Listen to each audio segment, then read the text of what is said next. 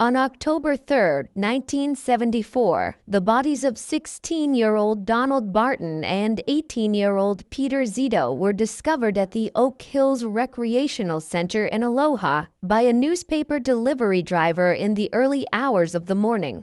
The residents of the peaceful neighborhood were left shaken and confused, struggling to understand the act of brutality that had occurred on their streets. The shockwaves of the senseless crime reverberated throughout the city, and for years, detectives were baffled as to who the culprit behind this act could be. Who could have killed these innocent teenage boys? What could be the reason behind this gruesome murder? Today, we'll delve into a case that remained unsolved for 48 long years until justice was finally served in 2022. But first, if you are new to the channel or haven't subscribed yet, please consider clicking the subscribe button, as it helps us and motivates us to create more content for you. So, without further ado, let's dive right into this mystery. Today, our story takes us to Aloha, an unincorporated community nestled between Beaverton and Hillsboro in Oregon. Despite being unincorporated, Aloha offers all the conveniences of a bustling city, including a post office, library, and schools. Golf enthusiasts can tee off at the prestigious Reserve Vineyards and Golf Club, known for its breathtaking views and top-notch facilities. Meanwhile, beer aficionados can head to the 649 Tap House and Bottle Shop to try out new brews from its selection of 20 taps of craft beer and kombucha. For gamers, Rainy Day Games offers a variety of children's games, strategy games, and disc golf products. But it was here in this sleepy community that a senseless act of violence took place in 1974. Donald Barton was born in 1959 in Aloha, an unincorporated community in Oregon. His mother's name was Irene Barton. He went to Aloha High School and used to live with his family. Barton was a great hockey player and used to play for his high school. Barton also used to work at bustling Black Angus restaurant part-time, and at night he worked at recreational center. Peter Zito was born in 1957 in Aloha.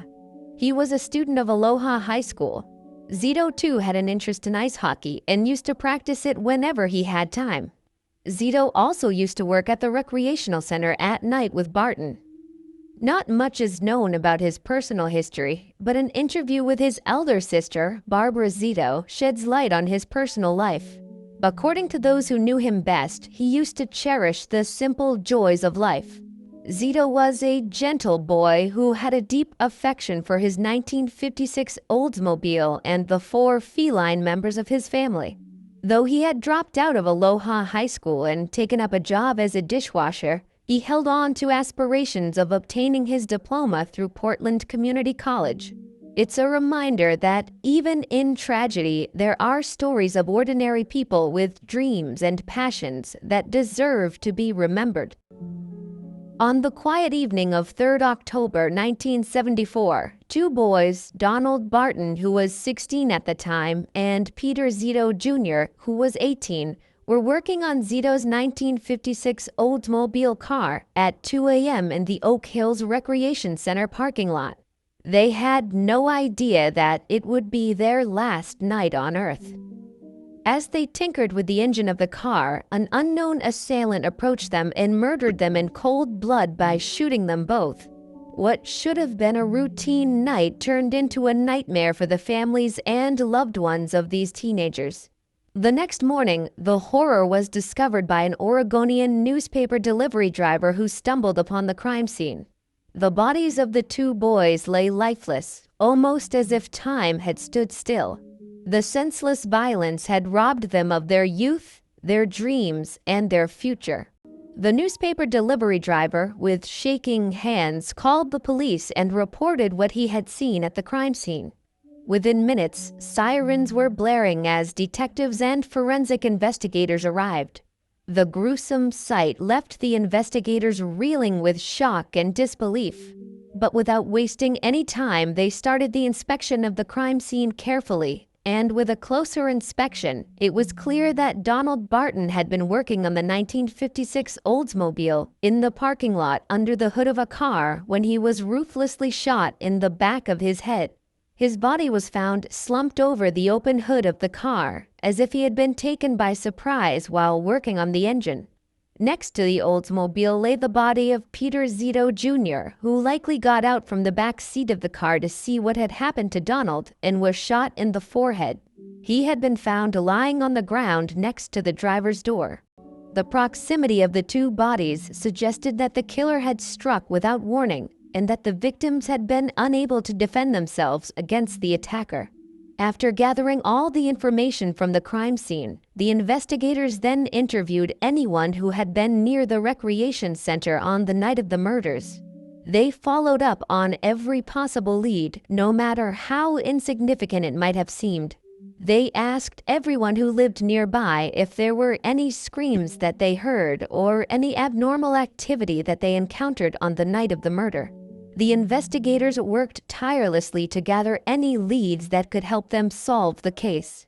They found that the teenage boys were shot in the head with a .22 caliber gun.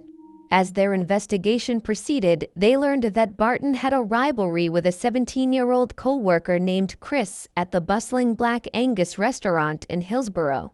Nobody quite knew what the root of their feud was, but it was evident that there was tension in the air between the two of them. Despite Chris being the prime suspect in the minds of many, the police had to move carefully in their investigation because they knew they could not risk making any mistakes. Investigators thought Chris had a motive for the murder, but without any concrete evidence, they decided to pursue another suspect. During the investigation of the Oak Hill murders, a man came forward and informed the investigators that he had witnessed an assault on Joseph Amir Wilson at the recreation center on the night of the murder. Investigators believed that Wilson could have mistaken the boys for someone else and shot Zito and Barton in retaliation for the assault. The case of the Oak Hills double murder took a puzzling turn when Joseph Amir Wilson, who was 18 years old and also a student of Aloha High School, was arrested and charged with the brutal killings of Donald Barton and Peter Zito Jr. As investigators delved deeper into the case, they stumbled upon a cache of weapons and knives at the home of Wilson.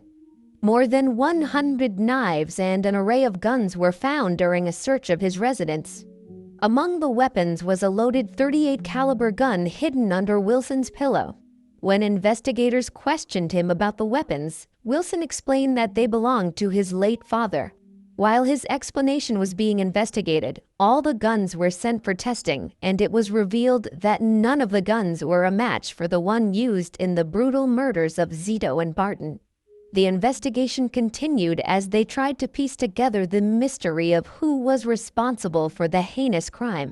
While Wilson vehemently denied any involvement in the crime, the investigators were not ready to release him and continued their investigation.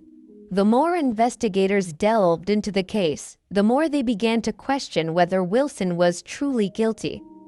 As the case proceeded, Wilson's defense team presented a compelling argument that he was not responsible for the deaths of Barton and Zito Jr. The prosecution's case was built on circumstantial evidence and the fact that there was no direct proof linking Wilson to the crime. Despite the doubts and the lingering questions, Wilson was eventually released. Many people in the community were left with a sense of unease, wondering if the killer was still out there, walking amongst them. Initially, investigators had suspected Chris due to his tension with Barton at their workplace, bustling Black Angus restaurant in Hillsborough, but didn't interrogate him as he was under 18. They focused on Wilson, another suspect, but when he was found innocent, this brought their attention back to Chris. This time, they investigated Chris further. When Chris was arrested for theft, the investigators found a .22 caliber gun in his car, sparking new hope for a break in the case. The gun was then sent for testing to see if it was the same gun used in the murder of the two boys. Despite the promising lead, the gun could not be matched to the bullets at the crime scene, once again leaving investigators at a dead end. As the months turned into years, the case went cold and the families of the victims were left with no answers and no justice. The case remained unsolved, leaving everyone in the doubt of the truth about what happened on that fateful night and if it would ever come to light. The Washington County Sheriff's Office was determined to close this cold case and decided to reopen the investigation in 2022 and rerun ballistics of the .22 caliber gun that had been used to shoot the two innocent teenage boys, Barton and Zito. The detectives had suspected Chris back then, but they couldn't match the gun found in his possession to the murder scene. However, with advances in forensic technology, with congruent matching cells technology, they finally confirmed that the same gun was used to commit both murders and that it had a match in the system that had been used to carry out another murder in 1979. When police looked into the owner of who this gun was, they were shocked at the identity of the owner. It was none other than Chris, the teenager who police had suspected all those years ago. Investigators now took an in-depth look into where Chris was now to see what he had done in the years following the murders. Mark Allen Chris, finally identified as the culprit for the double murder case, was 65 years old now and was living in Aloha, the small community that was located 12 miles west of Portland. The story of the .22 caliber gun used during the murder of Donald Barton and Peter Zito Jr. took a dark turn when it was discovered that it had been used in another gruesome killing. In 1974, when Chris was released by the investigators as no match was found from the ballistics of the gun was returned to him, and he then carried it with him to the Fort Lewis United States Army base in Washington. It was there that Chris used the same weapon to murder his commanding officer, Sergeant Jacob Kim Brown, on 8 October 1979, almost 5 years to the date that Barton and Zito were killed. Chris shot his boss in the head 5 times over a petty argument, according to police reports. The cadet had damaged Brown's car, and instead of paying for repairs, he chose to take his life when they got into an argument. Chris was sentenced to 35 years in jail for the murder of Sergeant Brown. However, fate had a different plan for him. He was released after just 12 years on parole in 1988, a decision that did not sit well with the family of his victim. But this time, in 2022, when the case reopened, he was finally out of luck, and when the match was found, it was announced that this was the same .22 caliber gun that was used in 1974 to kill Zito and Barton at the recreational center. Chris, who had been living in Aloha, a small community located 12 miles west of Portland, was arrested on 2 November 2022 and charged with 2 counts of second-degree murder. The news of his arrest sent shockwaves throughout the town, and people could not believe that justice had finally been served after all these years. The arrest of Chris and the confirmation of the gun match marked a historic moment, with the Bureau of Alcohol, Tobacco, Firearms, and Explosives describing it as the oldest known match nationwide that they have ever confirmed. It was a long-awaited moment for the families of Donald Barton and Peter Zito Jr., who had waited for almost 5 decades for justice to be served. The reopening of this case and the arrest of the suspect was a testament to the hard work and dedication of the detectives who had never given up on bringing the killer to justice. It also gave hope to other families of victims of cold cases that justice may still be possible, no matter how long it takes. The families of the victims have been waiting for this moment for decades, and their unwavering devotion to finding justice for their loved ones has finally paid off. The sheriff's office wanted to recognize their commitment and the courage it took to keep fighting for so many years. However, in their quest for justice, the sheriff's office inadvertently wronged an innocent man. Joseph Amir Wilson was arrested and charged for the murders just hours after they happened, but it was clear he was innocent. The charges against him were dropped, but the damage had been done. The sheriff's office formally apologized to any relatives of Wilson for this injustice in hopes that someday they can make a personal, direct apology. The case was a team effort with multiple agencies working together to bring closure to the families and justice for the victims. The Oregon State Crime Lab, the Pierce County Sheriff's Department, the ATF, and the CID all played a crucial role in solving this case. The sheriff's office hopes that the families of the victim can find peace now that the killer has been brought to justice. The pain of losing a loved one never truly goes away, but knowing that the person responsible has been held accountable can provide some solace. In the news conference, Sheriff Pat Garrett stepped up to the podium, his eyes scanning the room until they fell on the families of the victims.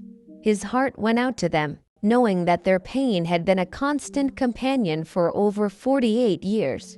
"I want to acknowledge the loss of your loved ones many years ago and what you've had to endure waiting for today," he said, his voice firm yet sympathetic. One of the family members, Peter Zito's sister, Barbara Zito, couldn't help but remember her brother as the happy-go-lucky kid he was before his life was tragically cut short. Tears threatened to spill from her eyes as she listened to the sheriff's words. "He was just a happy kid, and it was terrible when I heard he was gone," she whispered to herself. The news of Chris's arrest brought a sense of relief, but also a flood of questions. The families of the victim left the news conference with mixed emotions, grateful for the long-awaited justice, but also aware that the pain of losing their loved ones would never fully go away. The journey to closure was a long and difficult one, but they could finally take comfort in knowing that the killer was behind bars. It is chilling to think that the case of Donald Barton and Peter Zito remained unsolved for over 48 years. But thanks to the dedication and persistence of law enforcement and forensic investigators, justice was finally served. It is a reminder that no matter how long it takes, the truth will always come to light. Stay tuned for more intriguing mysteries and unsolved cases on Cold Case Files.